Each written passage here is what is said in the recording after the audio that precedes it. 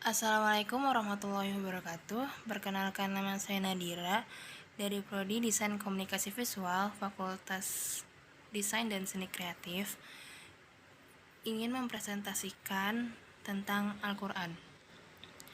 Daftar isinya ada pengertian Al-Quran, sejarah Al-Quran, nama-nama Al-Quran, fungsi Al-Quran, dan cara Allah menurunkan Al-Quran. Pengertian Al-Quran. Al-Quran merupakan istilah dari bahasa Arab yang memiliki arti bacaan. Istilah Al-Quran berasal dari kata kerja qara yang artinya membaca. Istilah Al-Quran juga tertulis di dalam surah Al-Quran itu sendiri. Bahkan istilah Al-Quran muncul sebanyak 70 kali. Nah, salah satunya tercantum dalam surah At-Taubah ayat 111 yang berbunyi, Innallaha astara minal mu'minina anfusahum wa amwalahum bi anna lahumul jannah yuqatiluna fi sabilillahi fayaqtuluna wa yuqtaluna wa'dan alaihi haqqan fit tawrati wal injil wal qur'an wa man awfa bi ahdihi minallahi fastabshiru bi bai'ikumul ladzina bay'atum bih fadzalika huwal fawzul azim. Artinya, sesungguhnya Allah memberi dari orang-orang mukmin baik diri maupun harta mereka dengan memberikan surga untuk mereka. Mereka berperang di jalan Allah sehingga mereka membunuh atau terbunuh. Sebagai janji yang benar dari Allah di dalam Taurat, Injil, dan Al-Quran, dan siapakah yang memiliki menepati janjinya selain Allah? Maka bergembiralah dengan jual beli yang telah kamu lakukan itu, dan demikianlah itulah kemenangan yang agung. Sejarah Al-Quran. Sumber-sumber sejarah Islam mengatakan bahwa kumpulan wahyu Al-Quran yang lengkap ditulis setelah kematian Nabi Muhammad. Ketika banyak sahabat-sahabat Nabi yang menghafal Al-Quran terbunuh di medan perang, ketakutan akan kehilangan pengetahuan Al-Quran mulai muncul. Maka dari itu, diputuskan untuk mengumpulkan wahyu Al-Quran. Tulisan-tulisan wahyu Al-Quran datang dari berbagai bahan seperti cabang pohon palem, batu, dan ingatan para sahabat. Maka wajib menggantinya sebanyak hari yang ditinggalkannya itu pada hari-hari yang lain. Allah menghendaki kemudahan bagimu dan tidak menghendaki kesukaran bagimu. Hendaklah kamu mencukupkan bilangannya dan mengagungkan Allah atas petunjuknya yang diberikan kepadamu, agar kamu bersyukur. Yang ketiga ada Al-Furqan atau pembeda. Al-Quran adalah pembeda hal baik dan hal buruk dalam menjalani kehidupan. Dengan membaca dan mengamalkan Al-Quran, manusia sudah sewajarnya dapat membedakan mana yang baik dan mana yang buruk. Allah Subhanahu wa Ta'ala berfirman dalam Al-Quran surah Al-Furqan ayat 1 yang berbunyi, Tabarakalladzi nazzalal furqana 'alal 'abdihi liyakuna lil alamin nadhira, yang artinya Maha suci Allah yang telah menurunkan Furqan atau Al-Quran kepada hambanya Nabi Muhammad, agar kita menjadi pemberi peringatan kepada seluruh alam jin dan manusia. Yang keempat ada surah Ar-Rahmah yang artinya rahmat. Ar-Rahmat mengandung arti Al-Quran akan melahirkan hikmah, rahmat, dan juga iman bagi manusia senantiasa berpegang teguh pada Al-Quran. Yang kelima ada Ar-Ruh atau roh. Roh berarti menghidupkan sesuatu. Dalam hal ini, Al-Quran dinilai sebagai roh untuk menghidupkan hati yang telah mati, sehingga dapat lebih dekat dengan Sang Pencipta. Yang keenam ada asyifa yang artinya obat. Al-Quran diturunkan oleh Allah Subhanahu wa Ta'ala sebagai penyembuh dan penawar beberapa sakit pada umat manusia, seperti sombong, ragu, bahkan syirik. Yang ketujuh ada al-haq, yang artinya kebenaran. Al-haq memiliki arti kebenaran.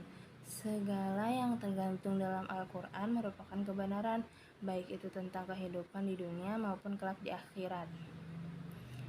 Seperti yang ada di dalam surah Al-Baqarah ayat 147 yang berbunyi al-haqqu mir rabbika fala takunanna minal mumtarin, yang artinya kebenaran itu dari Tuhanmu, maka janganlah sekali-kali engkau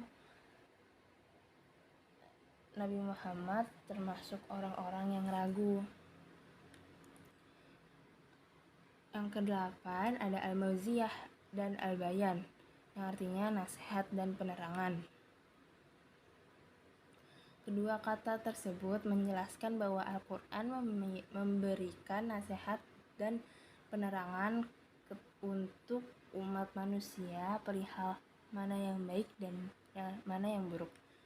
Dalam Quran surah Al-Baqarah ayat 138 Allah berfirman, hadza bayanul linnasi wal huda wa mau'izatul lil muttaqin, yang artinya inilah Al-Quran, suatu keterangan yang jelas untuk semua manusia dan menjadi petunjuk serta pelajaran bagi orang-orang yang bertakwa.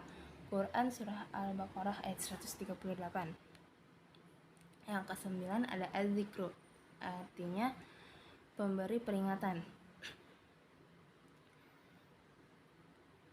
Al-Quran sebagai az-zikru bersifat memberi peringatan kepada umat manusia yang sering hilaf dan lupa.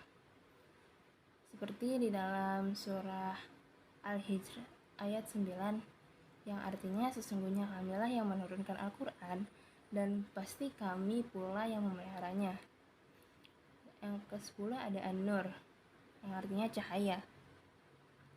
Al-Quran juga menjadi cahaya bagi kehidupan yang akan menuntun manusia menuju hal-hal kebenaran. Yang ke-11 ada Al-Burhan, yang artinya bukti kebenaran. Keseluruhan isi di dalam Al-Quran mengandung arti yang sebenarnya dan sudah dibuktikan akan kebenaran isinya yang ada di dalamnya. Sering sekali kita melihat fenomena yang terjadi di muka bumi ini sesuai dengan yang terkandung dalam Al-Quran. Hal tersebut menandakan bahwa Al-Quran merupakan bukti suatu kebenaran. Yang ke-12 ada Al-Bushra, yang artinya berita gembira. Di dalam Al-Quran terkandung kabar gembira untuk seluruh umat manusia yang senantiasa beriman kepada Allah Subhanahu wa Ta'ala.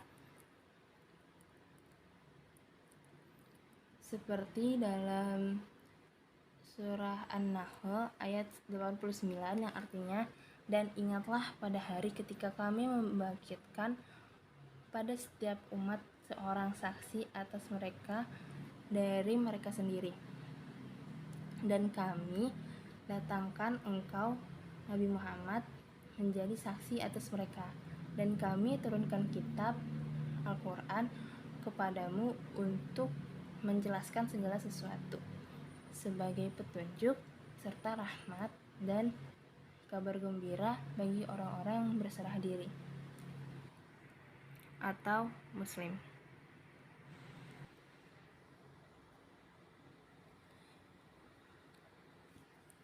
Perasaan manusia tidak selalu tenang, kadang merasa marah, iri, dengki, cemas, dan lain sebagainya. Yang keempat ada al-mauziyah, yang artinya nasihat. Al-Quran juga berfungsi sebagai pembawa nasihat bagi orang-orang yang bertakwa dan juga sebagai sumber pokok ajaran Islam. Di dalam Al-Quran terdapat banyak pengajaran, nasihat-nasihat, peringatan tentang kehidupan bagi orang-orang yang bertakwa yang berjalan di jalan Allah.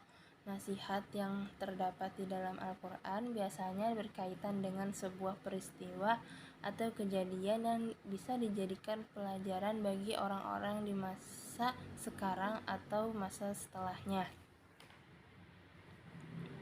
Cara Allah menurunkan Al-Quran. Al-Quran diturunkan oleh Allah Subhanahu wa Ta'ala melalui malaikat Jibril kepada Nabi Muhammad SAW di Gua Hira, Mekah, Arab Saudi.